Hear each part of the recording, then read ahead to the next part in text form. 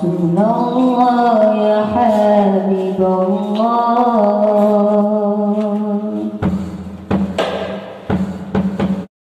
Ightarru bil hajj. Nah, ini lebih berat nih. Dan sekelompok orang di zaman Imam Ghazali belum ada kejadian sekarang tertipu karena persoalan haji dan umrah. Nah, ini masalah yang ada di sini lain cerita ya. Zaman-zaman sebelum corona, jadi corona ini ada hikmahnya Pak. Eksploitasi jamaah dengan alasan dakwah atau alasan ziarah suci, ziarah tempat suci, umroh ke Baitullah, itu kemudian berhenti. Dan sebelum itu Allah sudah kasih kode. Banyak travel-travel yang ngapain? Belum tutup, menipu. Itu teguran dari Allah Pak. Orang di travel itu ustadz-ustadz loh Pak. Iya enggak? Ustadz-ustadz, teman-teman saya juga. Tapi si ustadz ini dieksploitasi oleh orang-orang yang mafia umroh ini. Dia tahu cara bikin duit di situ. Si ustadz kan karena ini tempat haram nih ya, Masjidil Haram nih, eksploitasi jamaahnya, maka si ustadz sering didatengin oleh orang-orang. Ya kalau saya dulu hampir tiap bulan Pak, sebulan tuh berapa kali orang datang ke kita, karena tahu kita ada jamaah, walaupun jamaah saya nggak banyak ya, ada murid lah. Kenapa? Wah ini bisa jadi objekan nih gitu. Jadi orang-orang travel tuh kalau ngeliat ustadz, wah ini mangsa nih, bisa dieksploitasi nih. Nah, alasannya nanti kerjasama. Ayo Ustadz kita bergerak di dakwah. Ya sebenarnya sah-sah aja. Kita buat travel untuk memberangkatkan orang pergi umroh, bagus nggak? Bagus. Tapi kalau eksploitasi gimana? Orang udah berangkat lagi. Akhirnya jamaah itu sibuk dalam ritual pribadi. Dia bolak-balik umroh, tapi tetangganya radius 40 rumah tuh ada yang kelaparan. Ini umroh apaan begitu? Ya, percuma begitu ya. Haji tiap tahun, tapi orang sekitarnya kemudian kemiskinan. Ya. Hal yang masih kejadian yang dulu, mas sekarang apa? Fayakhurujuna al-hajj min ghairi khuruj anil mazalim wa qada'id duyun ya. Sekarang kan ada nih, ini kita terjemah bebas ala sekarang aja Pak. Umroh dulu, bayar belakangan, ada nggak? Nah itu bagi saya nggak syar'i. Jadi tolong para travel itu di skip aja, jangan buat program begitu lagi. Itu berbahaya. Ntar duit diputarnya di kooperasinya nanti pakai perbankan. Nanti kan berdebat lagi, ribawi penggak kan jadi repot Pak nanti.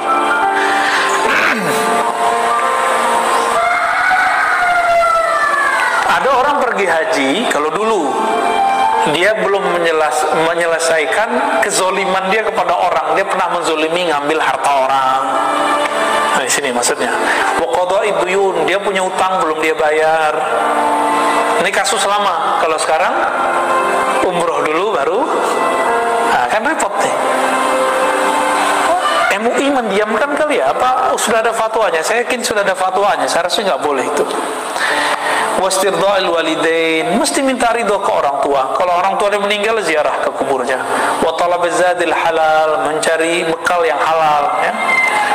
Wa qad yaf'aluna dzalika ba'da suquti hajjatil Islam. Dan yang paling anehnya, mereka melakukan itu setelah haji yang pertama, disebut haji Islam, Hajjatul Islam. Berarti ini haji sunat atau haji? Enggak. Haji sunat. Kalau kita tanya jawabannya apa? Rasanya haji yang dulu, umroh yang dulu belum sempurna. Rasanya itu, ini kata kunci Pak. Ini setan main di situ. Berarti dia ibadah dengan perasaan-perasaan yang tidak jelas dari mana sumbernya. Disitulah tipuan setan. Bahaya nggak nih? Ya, sangat-sangat berbahaya. Maka dengan adanya corona ini teguran bagi kita semua, ya. Ini teguran bagi kita semua. Nah, juga sama nih. Bapak ini kalau umroh bayar agak mahal dikit.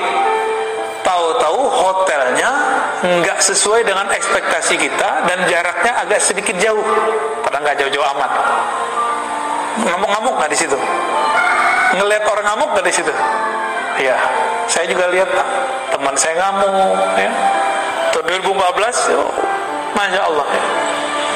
Katanya VIP apaan gitu ngomongnya. Akhirnya dia pasangan, istrinya udah bolak-balik, masih dia enggak. Cuma umroh pertama, habis itu dia enggak sholat lagi, merokok aja kerjaannya. Hatinya berundel terus, setiap hari itu kesel. Jadi pergi ke sana, ngomel-ngomelin orang kerjaannya. Ditambah di rombongan kita ada yang bahlul dikit Pak. Bahlul bawa istri 2, istri 2 satu ya. Itu santai aja, dan orangnya suka nguji orang lain. Gue lo kaya gitu, nguji orang lain sekitar dia. Yang lain kan tersinggung Pak. Kalau kita ngerti orangnya gak bahlul dikit ya, biasa. Istrinya 3 Pak. Mantap, Ustadz aja kalah. Nah ini, kalau nanti haji, kalau nanti umroh ya, mau dapat tempat apa aja terima Pak. Bahkan kalau perlu niru Ibnu Umar. Ibnu Umar ini gak berani tinggal di sekitar tanah haram. Dia tinggal, dibuat kemah sendiri di belakang Ji'ranah, Masjid Aisyah itu. Agak kesananya dikit. Masih jauh gak tuh? Masih jauh Pak. Kenapa ketika ditanya, saya tidak pantas tinggal di dalam haram, tanah haram? Karena sedikit hati ini berdosa, menyimpang dari Allah, itu Allah memandangnya besar. Kira-kira meskipun banyak haji umroh setiap hari itu ada puluhan ribu orang berangkat dari Indonesia aja, nggak tahu berapa puluh ribu ya, 5.000 sampai berapa belasan atau 20 ribu saya nggak tahu ya. Sempat itu boom. Itu mereka yang ngomel-ngomel setiap hari juga banyak. Apalagi orang Indonesia kalau nggak makan nasi nggak makan. Waduh, ngomel lagi, makanannya nggak enak gitu ngomongnya. Belum lagi mau tawifnya tidak bisa melayani semuanya, ngomel lagi. Begitulah terus. Akhirnya apa yang terjadi? Perjalanan haji dan umroh yang ada selama ini betul-betul gak diterima sama Allah ya, susah kok Allah mau terima itu.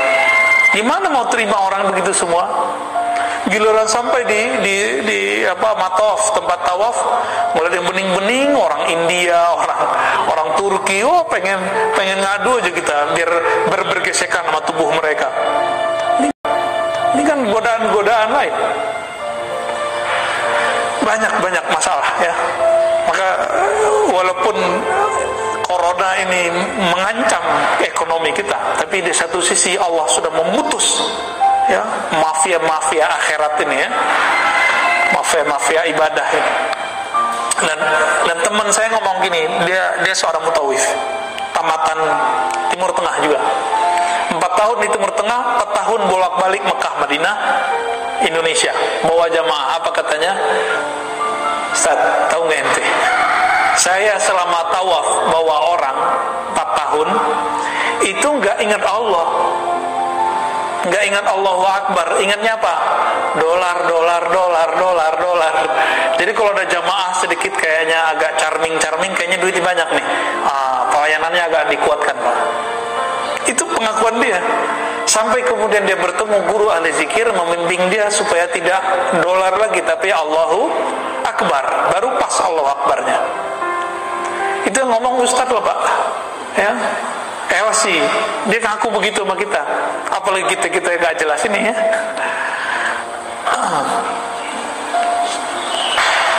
Jadi kalau tinggal di Mekah, Madinah, jangan pernah kesel sama orang, jangan pernah benci sama orang. Ngelihat ada yang aneh nih, jangan kesel juga sama orang. Askar ini kan kasar-kasar ngomong sama kita. Emang dia mau ngomongnya begitu, emang perintah dan tugasnya begitu. Gak usah kesel Pak, biarin aja. Jadi kita ngeliat aneh-aneh. Dan ingat, kalau tinggal di Mekah jangan beramal dengan amalan orang-orang yang ada di Mekah, karena belum tentu orang di Mekah itu orang alim. Ini pesan Imam Nawawi. Beramal itu ngikutin ulama, bukan ngikutin orang Mekah. Ya.